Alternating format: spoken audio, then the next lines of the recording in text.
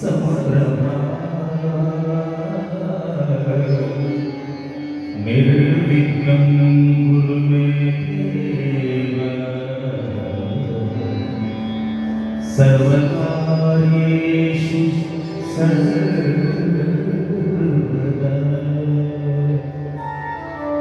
सर्वकार्येषु सर्वदा मंगलम भगवान विष्णु मंगलम गरुड़ध्वज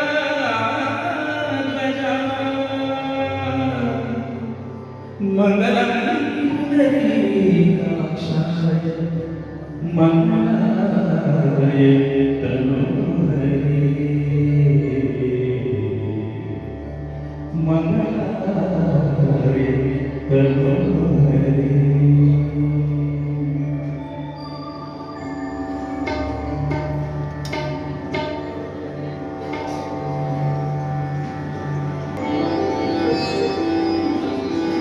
श्री सत्यनारायणी सेवपुरारम्भा मनसारा स्वामी गुरुजी भारतीरम्भा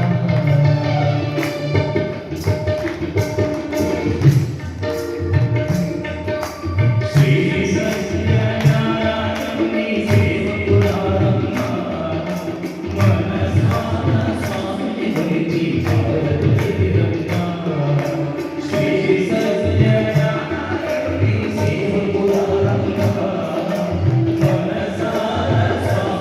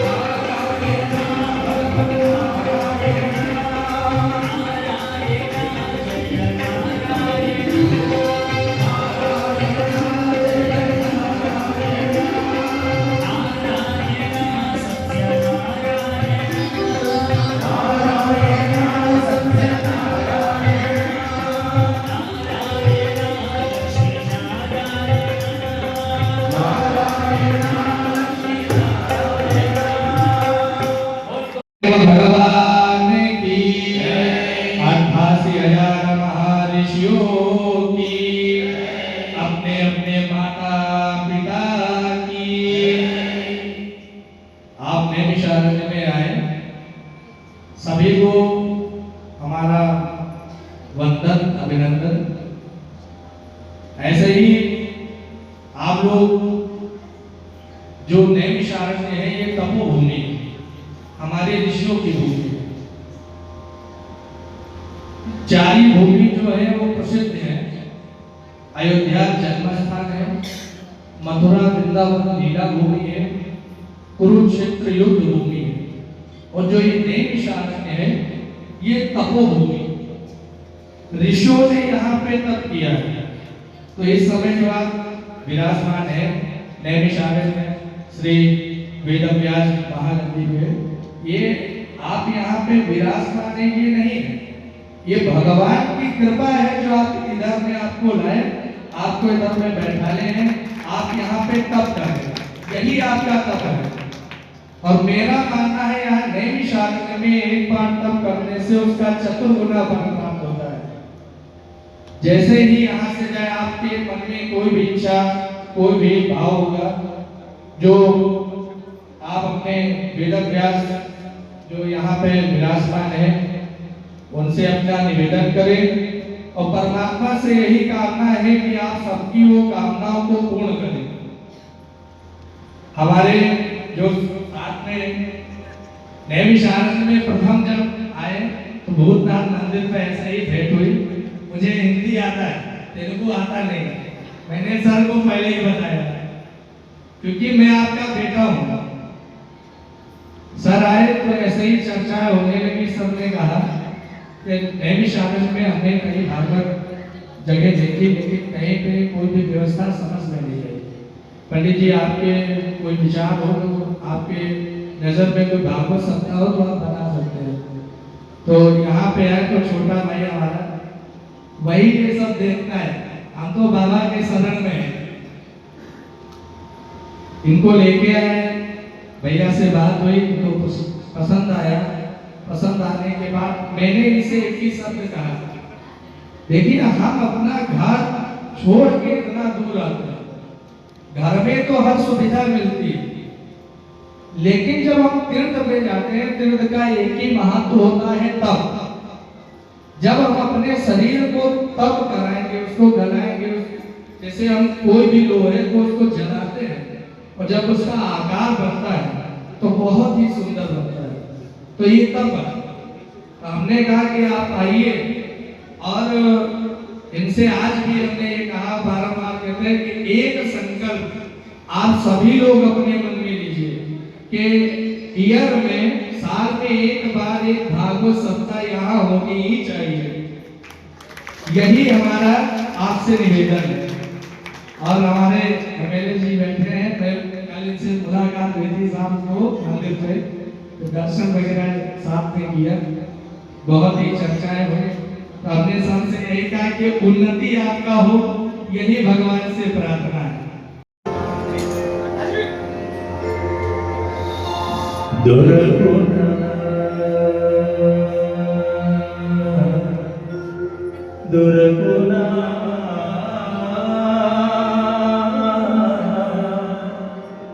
दुर्गुना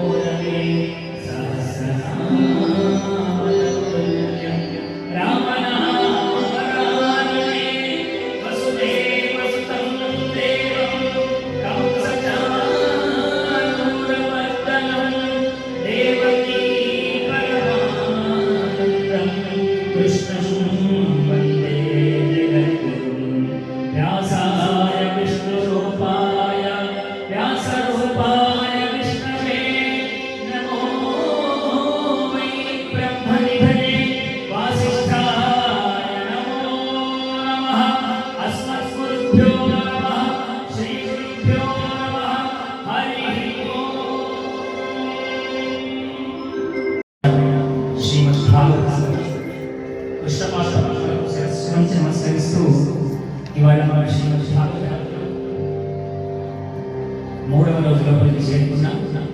స్వామి దివ్య అనుగ్రహం నిర్హేతుకమైన కృప మన మీద ప్రసరిస్తుంది కాబట్టి నైమిషారణ విజయధామంలో భాగవత కథను మనందరం వినగలుగుతున్నాం.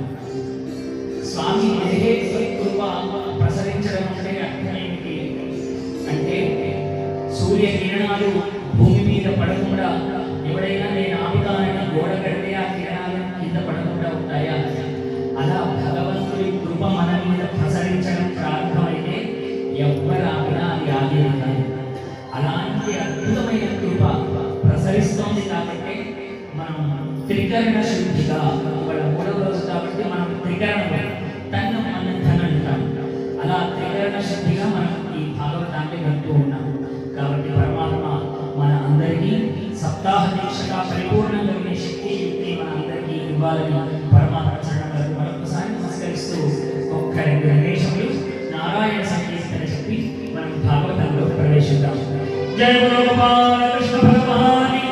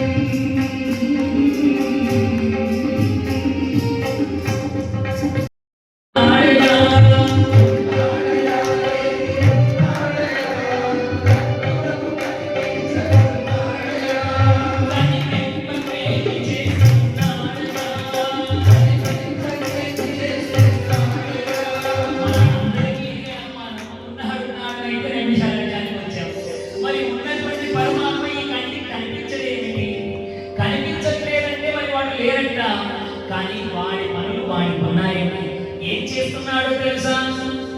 లోకాల చీకట్లు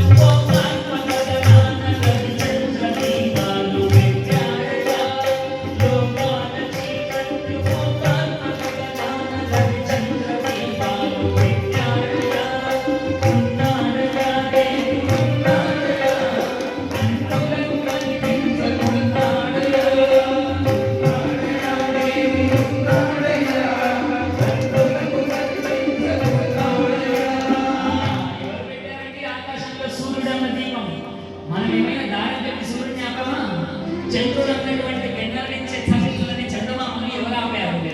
రాత్రి అయితే చంద్రుడి వెన్నెల, దినమైతే సూర్యుడి యొక్క ప్రభ. ఇవన్నీ ఈ రెండు దీపాలను మనమైతే పెట్టలేదు. పోని మన తాత ముత్తాతలు ఎవరైనా పెట్టారా? మా తాత పెట్టాడు, మీ తాత పెట్టాడు, ఎవరికైనా తెలుసునా ఎవరు పెట్టారు? ఆ పెట్టిన వాడెవడైతే ఉన్నాడో వాడే ఉన్నాడయా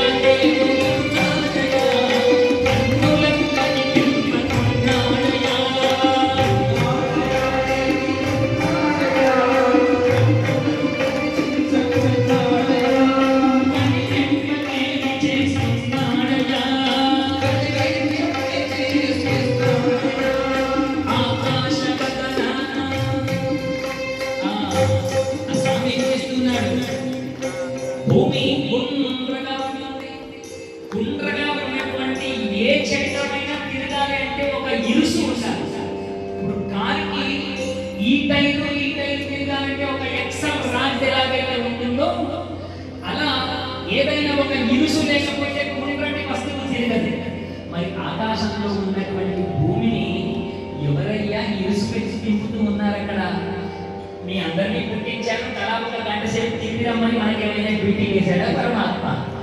ఆ భూమి అలా గుండ్రగా అంతరాలంలో తిరుగుతూ ఉన్నది అంటే అలా తిరగడం వల్లనే పగలు రాత్రులు రెండు ఏర్పడుతున్నాయి అంటే ఒక్కసారి ఆలోచన చేయండి.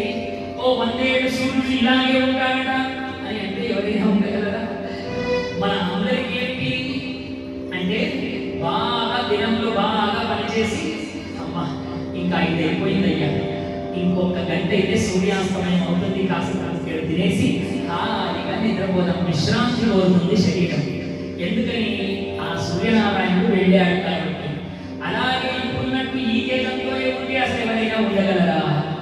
పోనీ ఓ 100 సంవత్సరాలు చీకటి ఉంటుందంటే మనం ఉండగలమా? పగలు రాత్రి కలిగినప్పుడు ఎప్పుడైతే రాత్రి కలుగుతుందో మనం రాత్రి పడుకునేటప్పుడు ఏమనగలు పడుకుంటూ ఉన్నాం. ఇంకా కొన్ని గంటలైతే ఉదయం అవుతుందన్న నమ్మకంతోనే పడుతూ ఉన్నాం. ఇంకా కొన్ని గంటలైతే రాత్రి అవుతుందని తెలిస్తేనే మనం పడుకోగలుగుతూ ఉన్నాం. మనం మేలుకతో ఉండి పనులు చేసుకోగలుగుతూ ఉన్నాం. కాబట్టి పగలు రాత్రి కలిగేటట్టు ఆ భూమిని గాలిలో శృతిలు తిప్పేటట్టు చేస్తున్న వాడు ఎవరైతే ఉన్నాడో వాడే ఉన్నాడయా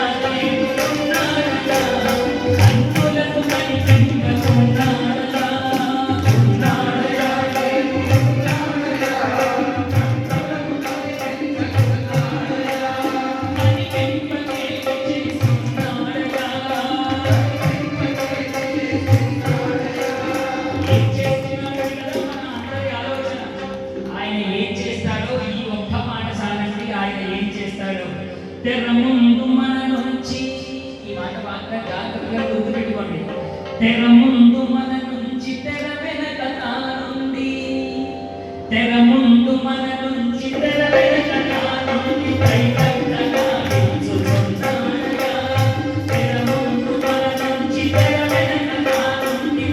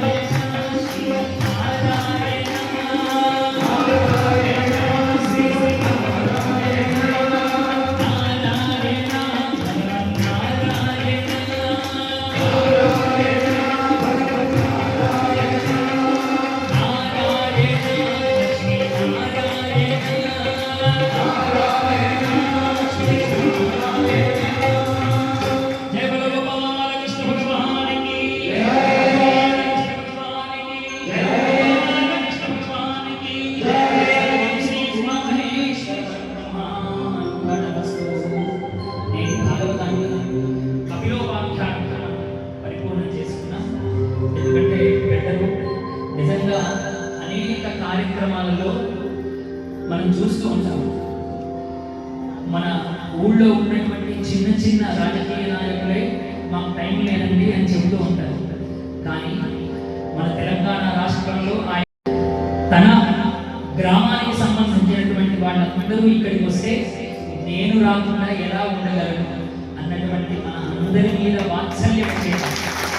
అనేక వేల పనులన్నీ పక్కన పెట్టేసి కేవలం ఇందాక చెప్పామే సాత్వికమైన భక్తి. ఇదిగో ఇదే ఆ భక్తి. అన్నింటినీ వదిలిపెట్టి కేవలం భగవంతుని కొరకు ఆయన అడుగులు వేస్తూ ఇక్కడి వరకు వచ్చి నిన్న వచ్చిన మరుక్షణం నుంచి ఏ ఒక్క నిమిషం కూడా వ్యర్థం చేయకుండా రాగానే చక్రతీర్థంలో అటు ఆ గోమతీ నదిలో అన్నింటిలో స్నానాలు ఆచరించి అన్ని దర్శనాలు చేసుకుని నేను సత్యనారాయణ స్వామి సభలో పాల్గొని ఇవాళ భాగవత కథను విని ఆయన అనేక కార్యముల నిమిత్తం వెళ్ళవలసినటువంటి అవసరం ఉన్నది కాబట్టి ఆయన వెళ్ళాలి కాబట్టి ఇవాళ భాగవతాన్ని ఈ ఉపాఖ్యానంలో మనం పరిపూర్ణం చేసుకున్నాం. రేపటి రోజున అద్భుతమైనటువంటి ఘట్టాలు ఆవిష్కృతమవుతున్నాయి. భగవంతుడు దక్షయజ్ఞం, ధ్రువ చరిత్రము, పృథు చరిత్రము ఇలా ఒకటే అద్భుతమైనటువంటి ఘట్టాలు అన్నీ ఆవిష్కృతమవుతాయి. ఆయన ఇక్కడ లేకపోయినా ఆయన మనస్సంతా ఇక్కడే విడిచిపెట్టి కేవలం శరీరాన్ని మాత్రమే ఆయన పట్టుకుని వెళుతున్నారన్న భావన. నిజామాబాద్లో జరిగినప్పుడు కూడా అనేక కార్యముల కొరకు బయటకు వెళ్ళిన సమయం దొరికిన ప్రతి అరగంటకు ఒకసారైనా ఆయన పురాణం వినడానికి వచ్చి ఎవరిని మామూలుగా వస్తున్నారు అంటే దండం దర్పణం చూపిస్తూ వచ్చేవారు కాదు. ఎవ్వరిని లేవకుండా ఆయన ఒక్కరే వచ్చి సామాన్య భక్తుడులాగా అలా కూర్చొని అలా వెళ్ళిపోయి నిజంగా ఎంత అద్భుతమైనటువంటి సాత్విక గుణము. ఈ గుణమే మన అందరికీ ఉంటే ఆ భగవంతుడు తప్పకుండా మన అందరినీ రక్షిస్తాడు. మరో విషయం, యథా రాజా తథా ప్రజా అన్నట్టుగా ఆయన అలా ఉంటే నిజామాబాద్ వాళ్ళు ఇంకెలా ఉంటారంటే అందరూ అలాగే ఉంటారు. మీరందరూ సాత్విక భక్తులే కాబట్టి ఇక్కడ మనం అందరం కూడా ఈ పురాణాన్ని వినగలుగుతూ ఉన్నాం. భగవత్ అనుగ్రహం చేత మిగిలిన 4 రోజులు ఆ భగవత్ అనుగ్రహం మనం పురాణాన్ని విని భగవత్ సేవలో మనం అందరిద్దాం. జై భగవాన్ భగవానికి జై. అయ్యప్ప స్వామి ఆశీర్వాదం వల్లనే అవుతుందని ముఖ్యంగా అనుకోవాలి. ఎందుకంటే సూరన్న గారి అయ్యప్ప స్వామి బృందం ఒకటి ఏర్పడడం జరిగింది. దాంట్లో ఆనమయ్య స్వామి వారికి ఒక సంకల్పం, ఇందూరు పట్టణంలో మనము ప్రవచనాలు చేపిద్దామని. అటువంటి ప్రవచనాలు అక్కడ మన బ్రహ్మశ్రీ పనదుల మేఘరాజ శర్మ గారు 3 సార్లు జరిగింది. మరి ఇప్పుడు అక్కడ మనం చేసినటువంటి మనమందరం కలిసి సూరన్న ఆధ్వర్యంలో చేసినటువంటి కార్యక్రమాలకు శివకేశవులు మెచ్చి నైమిషారణ్యంలో చేయాలనే సంకల్పాన్ని చేయించారు ఆగమయ్య స్వామి గారు అందరికీ. మరి ఇక్కడికి వచ్చాము మేము రూమ్ చూడడానికి. ముందుగా చక్రతీర్థంలో భూతేశ్వర ఆలయం ఈరోజు అందరూ వెళ్ళుంటారు. వారు అమర్ దీక్షిత్ గారు, వారు మాకు ఇక్కడ ఈ ప్లేస్ ఉందని చెప్పి చూపించి ఇక్కడ ప్రథమ్ దీక్షిత్ గారు ఇక్కడికి వచ్చారు. మరి వారికి మనం కథ వినగలుగుతాం. వారికి గట్టిగా అభినందన చెప్పండి. మరి సూరన్న గారు మాట్లాడిన తర్వాత తదుపరి కార్యక్రమం ముందుతారు.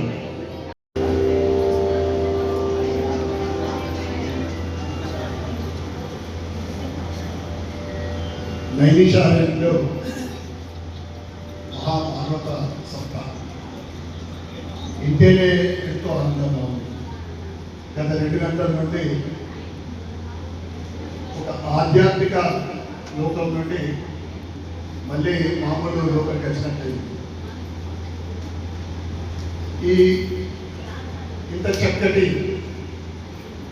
భాగవత సప్తా బ్రహ్మశ్రీ పండితుల మేఘరాజ శర్మ గారికి మొట్టమొదటిగా అందరి తరపున పాదవందనం చేస్తూ, రాముడికి లక్ష్మణుడిగా ఉన్నట్టు కిరణ్ శర్మ గారికి కూడా పాదవందనం చేస్తూ, ఈ కార్యక్రమంలో పాల్గొంటున్న ఇందూరు నగర సోదరులకు మరియు వివిధ ప్రాంతాల నుంచి వచ్చిన సిద్దిపేట, హైదరాబాద్, ఆదిలాబాద్ అందరికీ కూడా అయ్యప్ప సేవా సమితి మరియు హిందూ ఇందూరు భక్త బృందాల ద్వారా మీ అందరికీ కూడా ధన్యవాదాలు కృతజ్ఞతలు చెప్పుకుంటూ మేఘరాజ్ శర్మ గారికి ఇందూరు నుండి బాగా అటాచ్మెంట్. ఎందుకంటే మొట్టమొదటిగా ఇందూరు అల్లుడు చాలా మంది తెలుసు.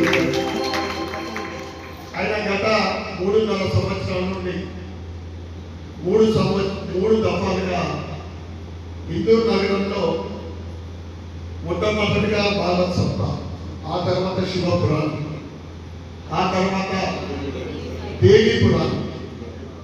అంటే ఇది ఏదో ఇది 7 రోజులు గడపడం కాదు.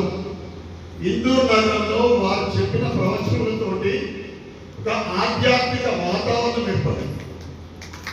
ఇందూరు ప్రజలకు భక్తి భావన పెరిగింది, దేవుడి పట్ల భక్తి పెరిగింది, సనాతన హిందూ ధర్మం పట్ల రోజు రోజుకు భక్తి పెరుగుతూ ఉంది. దానికి ఆకర్షితులైతే ఉన్నారంటే దానికి ప్రధానమైన కారణం మేఘనాథ్ శర్మ గారికి అది దంతులను తెలియజేస్తా ఉన్నాను. ఎందుకంటే నేను అనుకుంటా ఇక్కడ జీవితంలో మొట్టమొదటిసారి సప్తైన వాళ్ళు వస్తున్నారంటే ఆ గొప్పతనము మేఘనాథ్ శర్మ గారి. ఇంకా అయ్యప్ప సేవా సమాజం కానీ, అయ్యప్ప భక్త బృందం కానీ, ఇందూరు భక్త బృందం కానీ ముఖ్యంగా ఇటువంటి కార్యక్రమాలకు రూపకల్పన చేసేదానికి ముఖ్యులు మా అలమల గురుస్వామి, ఎంసారి రవిస్వామి, పాచి రాజస్వామి, లాక్యం శ్రీస్వామి. ఇటువంటి అద్భుతమైన దేనికి కూడా వెనుకాడు నా దగ్గరికి వస్తారు అన్న చేయండి అని చెప్తారు తప్ప అటువంటి బృందంలో ఉండడము నా దృష్టిగా నేను భావిస్తాను. ఇక మేఘనాథ్ శర్మ ఎవరు అడుగుతారు, కొందరు అడుగుతారు. మేఘనాథ్ శర్మ ఎవరు కాదు, అదిలాబాద్ అయినా అది మా అత్తగారు అని చూస్తూ ఉంటారు. ఆయన అత్తగారు నిజామాబాద్ అయితే మా అత్తగారు వారి గురు. ఇక దీనికి సహకరించిన ఇద్దరికి కూడా మనందరి తరపున గట్టి చెప్పడంతో ధన్యవాదాలు చెప్తాం. అమర్ దీక్షిత్ మరియు ప్రథమ్ దీక్షిత్ గారు. ఎందుకంటే ఇంత చక్కటి మనము ఇక్కడ హాయిగా అక్కడ వసతులు కానీ ఇక్కడ ప్రవచనం కానీ హాయిగా వెళ్తున్నామంటే మొట్టమొదటి మీరు పరిచయం చేశారు. ఇద్దరు కూడా యంగ్ అండ్ డైనమిక్. ఎందుకంటే నిన్న వీరితో ఒక 2 గంటన్నర గడిపిన వారితో పైకి ఇంటికెళ్ళి మాకు ఆతిథ్యం ఇచ్చిండు. అద్భుతమైన మాట కూడా बात आने का मतलब दिल बहुत प्रेम है, बहुत प्रेम आपके है। मैं पहचान लिया ऐसे सहयोग हमारे 9 तारीख तक आपका जरूर रहेगा और रहेगा मुझे सोचते हुए మరి ఒకసారి. ఎందుకంటే చిన్న మన ఇంట్లోనే మనము ఏ కార్యక్రమం చేసినా ఏదో ఒక వస్తువు పంచుకోవచ్చు. ఇక్కడైతే 200 పైచిలకు భక్తులతో జరుగుతున్న ఈ కార్యక్రమంలో చిన్నగా ఉంటాయి. ఇక్కడ మనము సుఖపడటానికో సంతోషం అంటే భక్తి భావనతో ప్రవచనం వినడానికి మనం రావడం జరిగింది. కనుక చిన్న సమస్యలు ఎవరికి వచ్చినా లేదు పక్కన పెట్టేసి పక్కనున్న బాగున్నాయి ఇవి బాగలేవు అనే వేదాలు లేకుండా అందరికి ఒకరొకరు సహకరించి రాబోయే 9వ తారీఖు వరకు వారి ముఖ్యంగా మనం వచ్చిన దేనికోసం వచ్చినమో వారి సత్తాన్ని వారి ప్రవచనాన్ని భక్తి శ్రద్ధలతో మనం ధన్యులు కావాలని అందరూ కూడా కోరుకుంటా ఉన్నాం. ఆ కృష్ణుడి అయ్యప్ప ఆశీర్వాదము మన పైన మన కుటుంబ సభ్యులపైన నిండుగా ఉండాలని, ఇటువంటి ఆధ్యాత్మిక కార్యక్రమాలు ఈ బృందంచే భవిష్యత్తులో ఇంకా ఇంకా కావాలని అందరం కూడా భక్తి మార్గంలో ముందుకు సాగుతూ సనాతన హిందూ ధర్మం కోసం మనం అందరం కూడా పాటుపడాలని కోరుకుంటూ అన్న తారీఖు రోజున చాగంటి గారు ఒక రోజు కార్యక్రమం ఆయన కూడా బ్రహ్మశ్రీ మనందరికీ కూడా ఒక మార్గదర్శకులు. అంతా కూడా మన జీవితం ఏ విధంగా మనం అన్ని ఇంకా ఉంటుంది కలియుగంలో మర్చిపోతాం. అందుకే ఇటువంటి మహానుభావులు చెప్పినప్పుడు 10తో 1తో 2తో మనం గుర్తుంచుకుంటాం. చాగంటి గారి కార్యక్రమంలో 24వ తారీఖు అద్భుతంగా బొమ్మారెడ్డి గారి కన్వెన్షన్లో మంచి అరేంజ్మెంట్ చేయడం జరిగింది. ఆ కార్యక్రమాలు కూడా అందరం కూడా విజేసి విజయవంతం చేద్దాం. అదేవిధంగా మరి ఒకసారి మేఘనా శర్మ గారికి మరియు కిరణ్ శర్మ గారికి వారి కుటుంబ సభ్యులందరికీ కూడా అందరి తరఫు నుండి ధన్యవాదాలు తెలియజేసుకుంటూ జై శ్రీరామ్.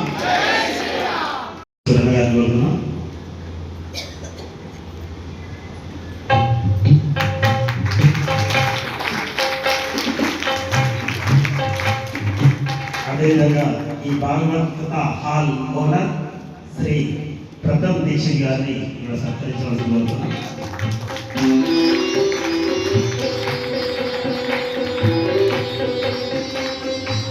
మరి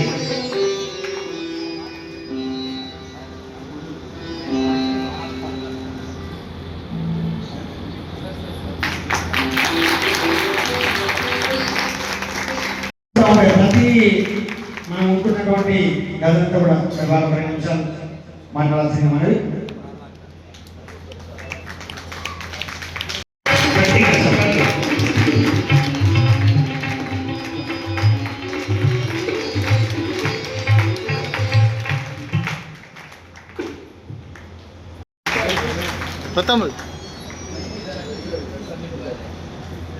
प्रथम जी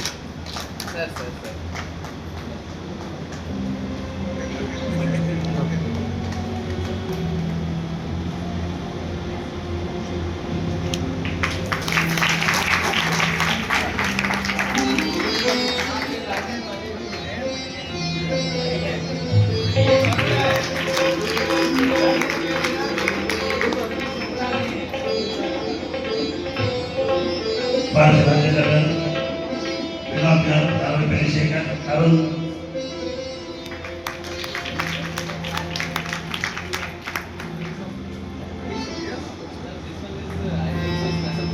వినోద్ అరవై శేఖర్ అరుణ్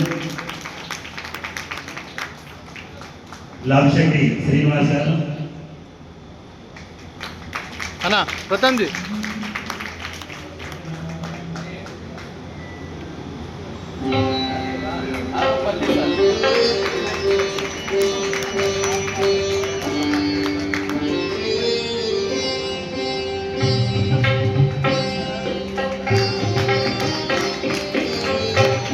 చందూర్ రాజేంద్ర గారు చందూర్ రాజేంద్ర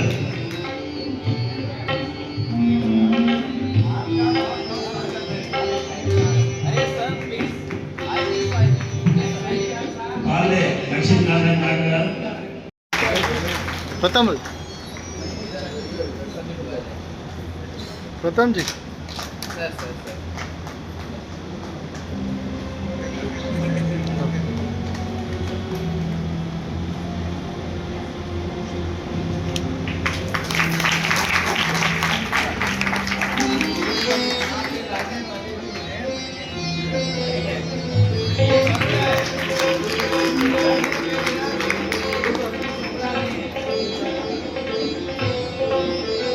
రాజేంద్ర గారు వినోద్ గారు అరవై శేఖర్ అరుణ్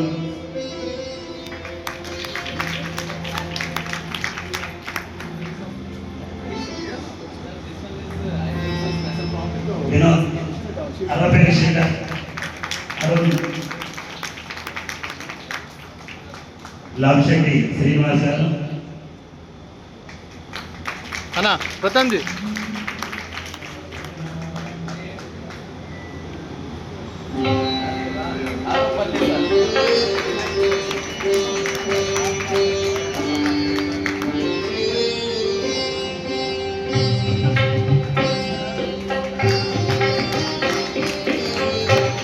చందూర్ రాజేంద్ర గారు చందూర్ రాజేంద్ర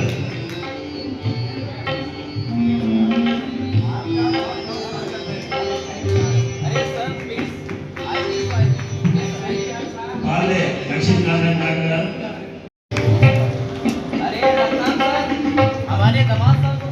अरे बुलाए ना इसीलिए तो बुलाया ना जी అన్నా అన్నా సుభాష్ గారు శంషెట్టి కిషన్ గుప్తా గారు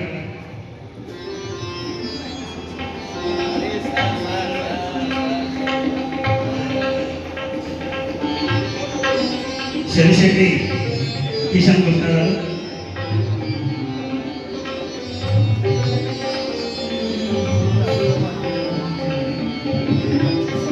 కొట్ల విఠల్ గుప్తా గారు,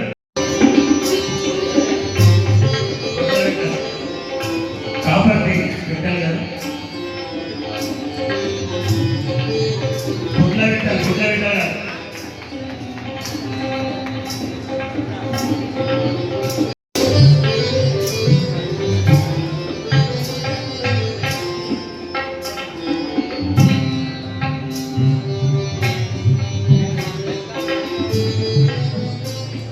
భయ్యా యాదా భైరవ గుప్తా గారు, శివప్రసాద్ గుప్తా గారు,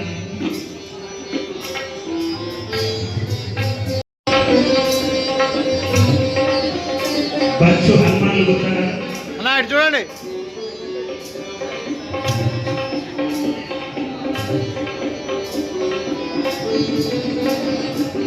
ఆనంపల్లి రాజబాబు గుప్తా గారు,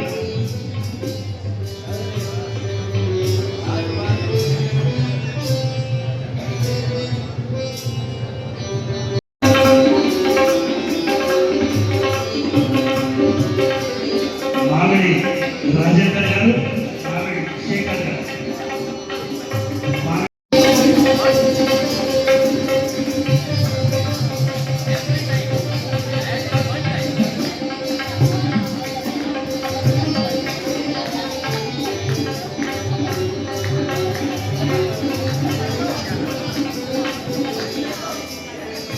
అన్న శేఖర్ అన్న. జై శ్రీరామ్, అన్న అన్న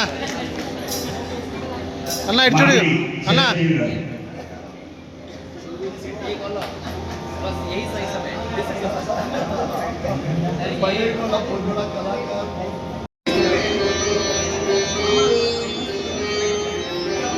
మధ్యాల ప్రకాష్ గుప్తా గారు, అన్న ఇటు చూడండి.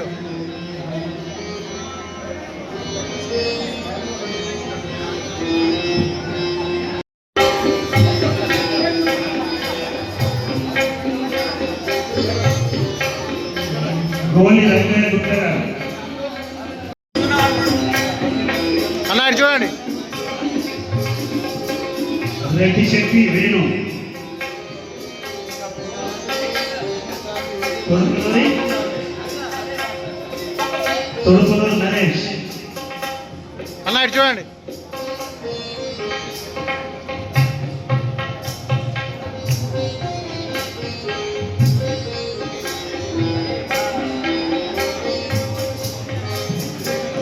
భయ్యా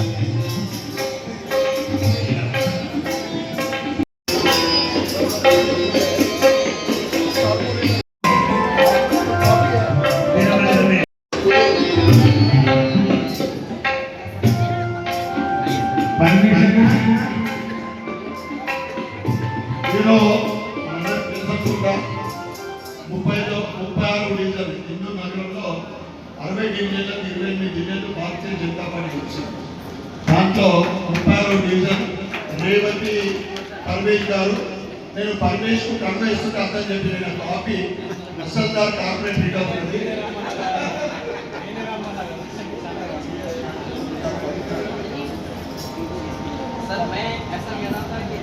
ఎం ప్రభాకర్ గారు, సరే ఆగే అన్న. మలుగు ప్రభాకర్, అన్న పరమేశ్ అన్న.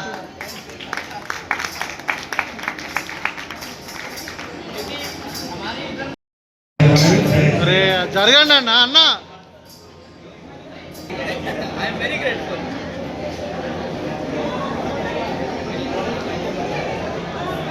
అన్న సైడ్కు ఉండండి ఇట్లా.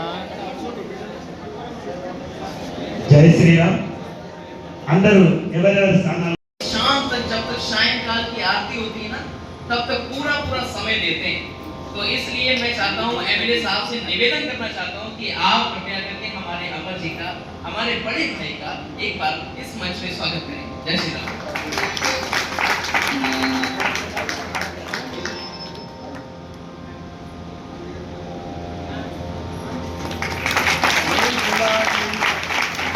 बोल बोला शंकर भगवान की।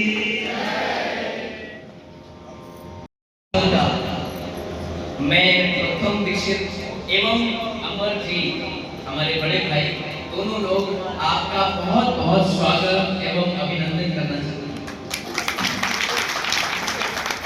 नैमिषारण्य तीर्थ क्षेत्र में हम जिस जगह पे विराजमान हैं उसमें सबसे पहले जो हमने देखा है कि हमारे आप श्री व्यास जी विराजमान हैं और उनका नाम तो मैं तो छोटा हूँ इसलिए हमारे में पद्धति है सर कि हम छोटे बड़े का नाम नहीं ले सकते, लेकिन मैं आपको बताऊं व्यास जी का ऐसा नाम है कि हमारे जो मेघा है मेघा वर्षा करती है, लेकिन हमारे महाराज श्री इस भागवत कथा में अमृत की वर्षा करते हैं। आए हुए सम्मानित हमारे एमएलए साहब का मैं बहुत बहुत स्वागत करता हूं एवं हमारे संगीत पे बैठे हुए ये अच्छे से बहुत मधुर कलाकार जो इस नैमिषारण्य क्षेत्र की भागवत कथा को बहुत सलीके से बहुत विनम्रता से इस भागवत कथा को पूर्ण कर रहे हैं, क्योंकि ये भागवत कथा कभी पूर्ण तो नहीं होती लेकिन ये साप्ताहिक कथा होती है। राजा परीक्षित ने जब राजा परीक्षित को शर्त में काटा था तो राजा परीक्षित को उस समय से लेके राजा परीक्षित को 7 दिन का श्राप में उसको 7 दिन की भागवत कथा सुनाने का प्रण लिया गया था। 7 दिन की भागवत कथा जब पूर्ण हो जाएगी तो राजा परीक्षित का वो शांत का काटना वो पूरा निषेध हो जाएगा। नैमिषारण्य तीर्थ क्षेत्र में हम सभी व्यास गति पर बैठे हुए हैं और ये वेद व्यास गति ये जो पौराणिक गति है मैं आपको 2 मिनट में उसका जो भी अर्थ है मैं आपको बताना चाहता हूँ कि आप भी कभी समझेंगे कि आप किस जगह पे विराजमान हैं। महर्षि वेद व्यास जी जहाँ पे 4 वेद 6 शास्त्र 18 पुराण महाभारत श्रीमद् भागवत कथा जैसे बड़े बड़े ग्रंथों की रचना बद्रीनाथ में कौन कौन गया है? बद्रीनाथ। मैं नैमिषारण्य में अपने व्यास जी से प्रार्थना करूंगा कि जिसके जिसके हाथ नहीं उठे थे अगले ही सत्र में 2027 में आप सब होके आएंगे। एवं नैमिषारण्य क्षेत्र में मैं आपको बताऊं बद्रीनाथ में वो विशाल बद्रीनाथ जहाँ पे बद्री विशाल विराजमान है वो चोटी पे महर्षि वेद व्यास जी ने वो सारे ग्रंथों की रचना वो व्यास गुफा में बैठ की है। ये नैमिषारण्य तीर्थ क्षेत्र 88,000 ऋषि मुनियों की तपोभूमि। ये तपोभूमि में ऋषि मुनियों ने एक बार प्रार्थना किया महर्षि वेद व्यास जी से, लेकिन ध्यान करने के लिए ज्ञान का थोड़ा सा अभाव है। हे महामुनि, आपने जो ग्रंथों का रचना किया है वो रचनाओं के रसमान आप नैमिषारण्य तीर्थ क्षेत्र में आगे हमें अगर सुनाए तो ये मेरे लिए सौभाग्य की बात रहेगी। नैमिषारण्य तीर्थ क्षेत्र में जब महर्षि वेद व्यास जी आए व्यास गति पर बैठ के इसी स्थान पे जिस स्थान पे आप सभी लोग विराजमान हैं इसी स्थान पे व्यास गति पर बैठ के उन सभी ग्रंथों की रचनाओं का रसपान हमारे सूत जी एवं शौनक जी एवं आज जितने भी ऋषि मुनि थे सभी को बिठा के 1000 वर्ष तक सुनाया।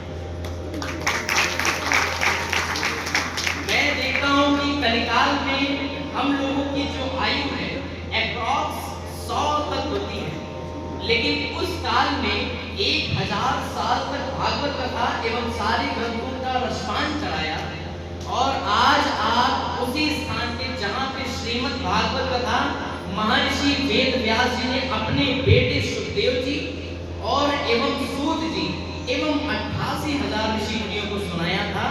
आज आप वहीं पे विराजमान हैं और वहाँ बैठ के हम सभी लोग भागवत कथा का रसपान करा रहे हैं। ये हमारे लिए सबसे सौभाग्यशाली बात है। और ये मेरे लिए पर्सनल सौभाग्य की बात है। हमारे बीच में विराजमान है हमारे रत्नाम सर, आगमैया सर एवं विनोद जी एवं सभी लोग आए हुए थे। तो सर ने कहा कि मुझे यहाँ भागवत कथा करनी है। हम लोग यहीं बैठे थे, इधर ही बैठे थे, मैं भी बैठा था कुर्सी पे, लेकिन मैं कुर्सी पे बैठना नहीं चाहता था, मैं खड़ा रहना चाहता था। लेकिन क्या हुआ कि मैंने कहा कि नहीं चलो कोई बात नहीं, आपका आदेश है तो बैठ जाओ। बैठ गया मैं।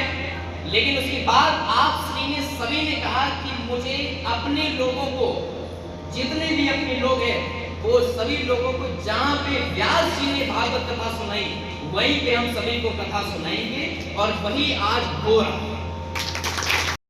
मैं इस नैमिषारण्य क्षेत्र में आए हुए जितने भी श्रद्धालु हैं, मैं सभी को, मैं यहाँ का पुरोहित ब्राह्मण होके सभी को निवेदन करना चाहता हूँ और व्यास जी से विनम्रता पूर्वक मैं उनसे प्रार्थना करूंगा कि हे महामुनि, आप नैमिषारण्य तीर्थ क्षेत्र में हर साल आप श्री आए और यही मंच पे बैठ के सभी लोगों को भागवत कथा सुनाएं, ऐसा हमारा निवेदन है। मैं अब बस थोड़ी सी मैं समय दूंगा हमारे अमर भैया को कि 2 शब्द आप भी इस सभा में कहें और उसके बाद हम आरती महाराज जी करेंगे। आरती करने के बाद मुझे ऐसा लग रहा है हमारे सर को देखते हुए कि शायद थोड़ा सा फ्लाइट जल्दी आ रही है तो मुझे ऐसा लग रहा है कि सर भी जाना चाह रहे हैं। लेकिन मैं बताऊं ना कि बस 2 क्षण, कल सर आए थे और आज का समय है, आज समय का सर 3 बज रहा है, लेकिन इतनी दिल में इतने ही टाइम पीरियड में सर ने पूरे सभा का एवं प्रथम दीक्षित का एवं अमर जी का पूरा दिल जीत लिया है। मेरा ऐसा अंदर भावना से हो रहा है कि आप एवं आप पूरी सभा इस नैमिषारण्य को छोड़ के कभी न जाए। इसलिए ये जितने हम, मुझे ऐसा लगता है कि जितने भी बैठे हैं सारे के सारे मुझसे बड़े हैं। आप श्री के चरणों में भी एक निवेदन है कि अपना बेटा समझ के, जैसे क्या होता है ना, माँ अपने बेटे की बात मानती है, एक बार पिताजी को डांट लगा देते हैं, माँ क्या करती है, अपने बच्चा जो है ना पीछे पल्लू के पीछे जाके छुप जाता है, ऐसा ऐसे छुप जाता है कि अरे माँ बचाओ बचाओ ऐसा। लेकिन क्या है ना, इसलिए मैं ज्यादा फोकस माँ की तरफ जा रहा हूँ इसलिए ज्यादा फोकस माँ की तरफ हो रहा है कि सभी से निवेदन करता हूँ कि आप सभी इस बेटे प्रथम दीक्षित की बात सुन के नैमिषारण्य तीर्थ क्षेत्र को कभी मत भूलिएगा और ऐसे ही नैमिषारण्य में आप आते रहिए। हम आपका स्वागत करेंगे और ये आपके बेटे का घर है। तो फिर से जय श्री राम, बोले नैमिषारण्य धाम की जय, वेद व्यास भगवान की जय, भूतेश्वरनाथ भगवान की जय, मां ललिता देवी की जय, हनुमान लाला की जय, जय श्री राम, जय श्री राम, जय श्री राम, जय श्री राम। హిందూ ధర్మంలో అతి పురాతనమైన, ముఖ్యంగా పురాతనమైన క్షేత్రాలు మనకు అయోధ్య, కాశీ, ఆ తర్వాత నైమిషారణ్యం. ఇందూరు భక్త బృందం మరియు అయ్యప్ప భక్త బృందం ఇందూరు వారి ద్వారా ఈరోజు నైమిషారణ్యంలో సప్త బ్రహ్మశ్రీ మేఘనాథ్ శర్మ గారి ఆధ్వర్యంలో అద్భుతమైన సప్త ఈరోజు మూడవ రోజు పూర్తి కావడం జరిగింది. సుమారు 250 మంది ఇక్కడికి వచ్చి ఆయన ఏదైతే సప్త చెప్పినంతసేపు ఒక్కరు కూడా పక్క వాళ్ళతోటి మాట్లాడే అవకాశం, అంత అద్భుతమైన సప్త జరుగుతూ ఉంది. ఇది ముఖ్యంగా ఇంకొక చరిత్ర కలిగిన స్థలం ఏదైతే వ్యాస్ గద్ది, వేదవ్యాసుడు పురాణం చెప్పిన స్థలంలోనే ఇక్కడ మేమందరం కూడా ఇక్కడనే ఈ భాగవత్ సప్త వింటూ ఉన్నాం. ఇక్కడికి సుమారు 250 మంది ఇందూరు నుండి, హైదరాబాద్ నుండి, సిద్దిపేట నుండి, ఆదిలాబాద్ నుండి వీరందరికీ కూడా ఇందూరు భక్త బృందం మరియు అయ్యప్ప భక్త బృందం ద్వారా స్వాగతం పలుకుతూ అందరికీ కూడా ధన్యవాదాలు చెప్పుకుంటూ భారత్ మాతాకి జై. ఈరోజు దీంట్లో అనేక మంది ప్రముఖులతో పాటు డివిజన్ కార్పొరేటర్, ఇందూరు నగరం 32 డివిజన్ కార్పొరేటర్, అనేక మంది. దీనికి ముఖ్యంగా ఇటువంటి ఈ మేఘనాథ్ శర్మ గారి ప్రవచనం గత 3.5 సంవత్సరాలుగా ఇందూరు నగరంలో జరుగుతూ ఉంది. 3 సప్తాలు జరిగినాయి. భాగవత్ సప్తా, శివపురాణము మరియు అమ్మవారి దేవి పురాణం కూడా జరిగింది. అంటే ఆయన పురాణాల ద్వారా ఏదో 7 రోజులు గడపడం కాదు, ఇందూరు నగరంలో ఒక సనాతన హిందూ ధర్మ వాతావరణం ఏర్పడుతూ ఉంది, భక్తి పెరుగుతూ ఉంది, భగవంతుడి మీద శ్రద్ధ పెరుగుతూ ఉంది, హిందూ ధర్మం ముందుకు సాగుతూ ఉంది. ఆయన సప్త కాగానే మళ్ళీ అడుగుతారు అక్కడ జనాలు, మళ్ళీ అయ్యగారి ద్వారా ఏం సప్త చెప్తా ఉన్నారు. చాలా ఆనందంగా ఉంది ఇక్కడ రావడము, అందరితోటి కలిసి ఇక్కడ ఉండము. మరి ఒక్కసారి అందరికీ ధన్యవాదాలు, కృతజ్ఞతలు చెప్పుకుంటూ జై శ్రీరామ్.